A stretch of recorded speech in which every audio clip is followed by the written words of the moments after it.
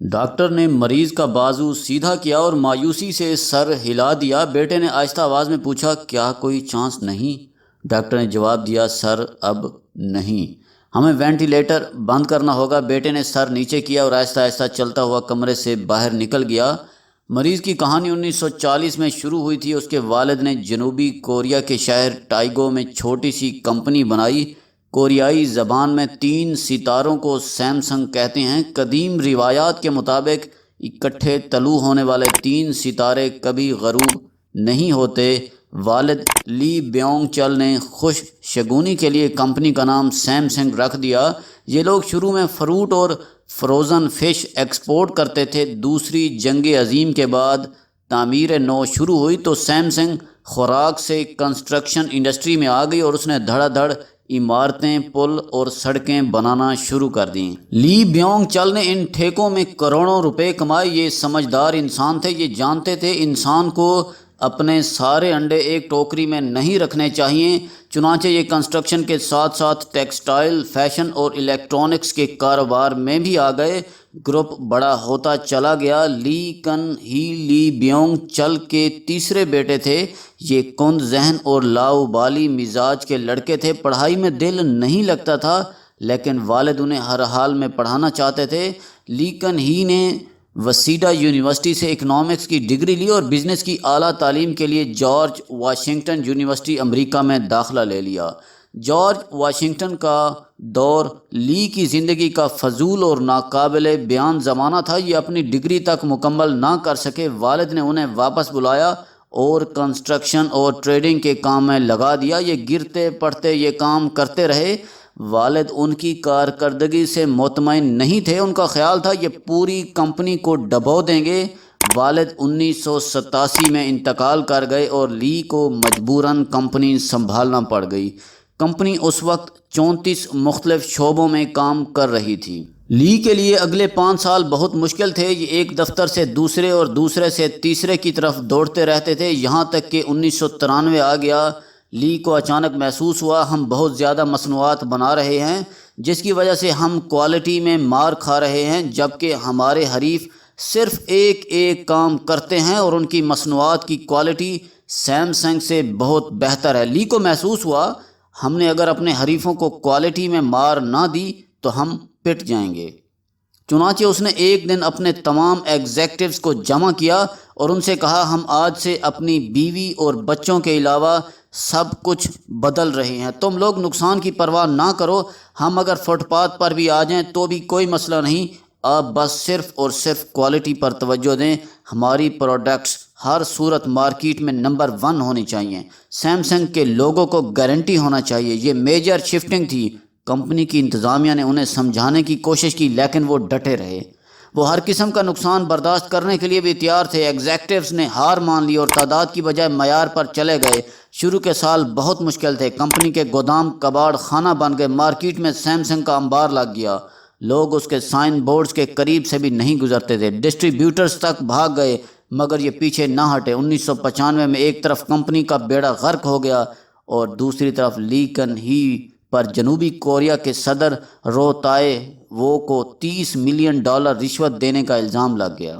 یہ تفتیش، انکوائریاں اور عدالتی مقدمات کا سامنا بھی کرنے لگے۔ وہ دور مشکل تھا مگر اس دور نے انہیں پگھلا کر کندن بنا دیا۔ یہ نکھرتے چلے گئے۔ سیمسنگ اس دوران ٹیلی ویژن کی انڈسٹری میں آ گیا اور اس کا ٹی وی دیکھتے دیکھتے مارکیٹ لیڈر بن گیا، اور یہ چند ماہ میں پیداوار، معیار اور فروخت میں سونی کو بہت پیچھے چھوڑ گیا۔ یوں کمپنی 2006 میں اعلیٰ معیار کا گارنٹی کارڈ بن گئی۔ یہ ہر گھر تک پہنچ گئی۔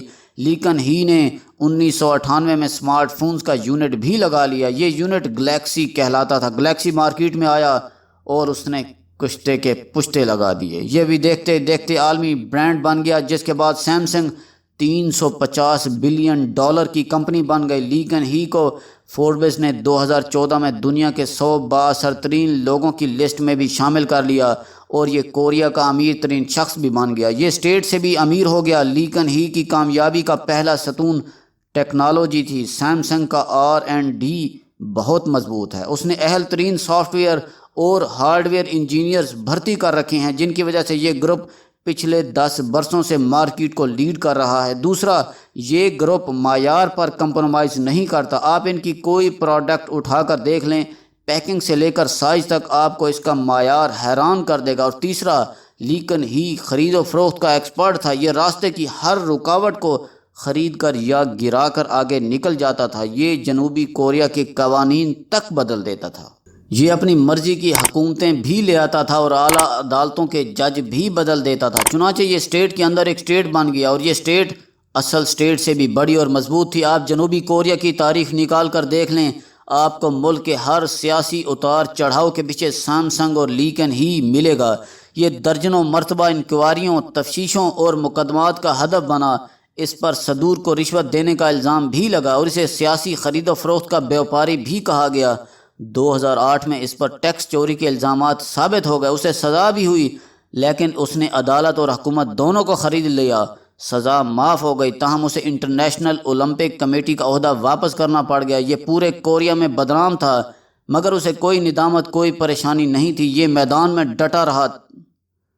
یہ خود اپنے منہ سے کہتا تھا، آپ اگر دولت سے آسانیاں نہیں خرید سکتے تو پھر آپ کو دولت مند ہونے کا کوئی فائدہ نہیں۔ چنانچہ یہ سامنے موجود ہر شخص کو چند لمحوں میں خرید لیا کرتا تھا۔ اس کی یہ عادت اتنی پختہ ہو چکی تھی کہ اس نے آخر میں زندگی کو بھی خریدنے کی کوشش شروع کر دی۔ چیئرمین لی کین ہی کو 2014 میں ہارٹ اٹیک ہوا اور یہ کوما میں چلا گیا۔ اس کی وصیت کے مطابق اسے وینٹیلیٹر پر شفٹ کر دیا گیا۔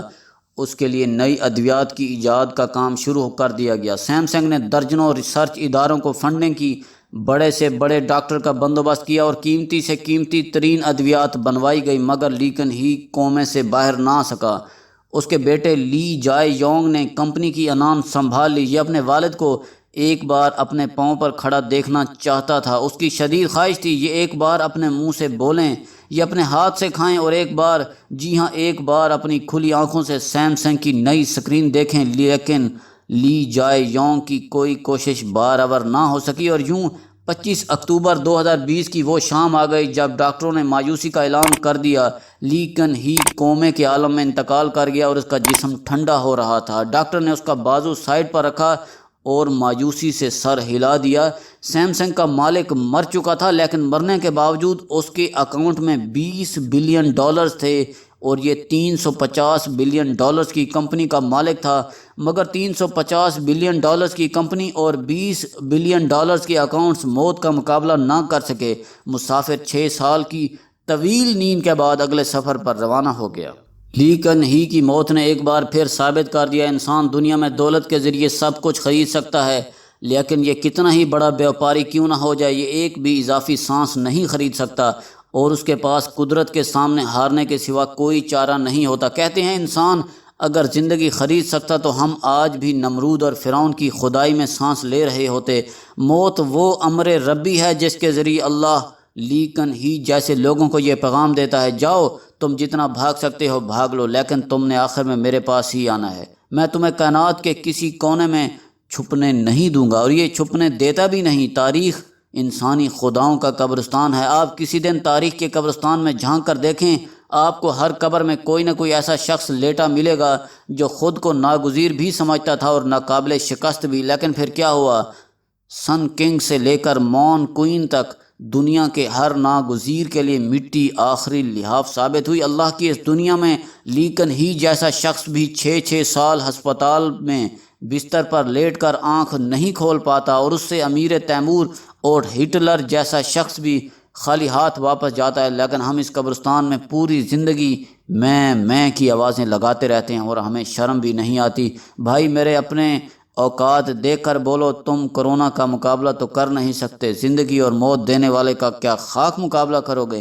مٹی کی مٹھی ہو، مٹی بن کر رہو، خدا نہ بنو، کیونکہ خدا اپنے سوا کسی کو خدا نہیں رہنے دیتا۔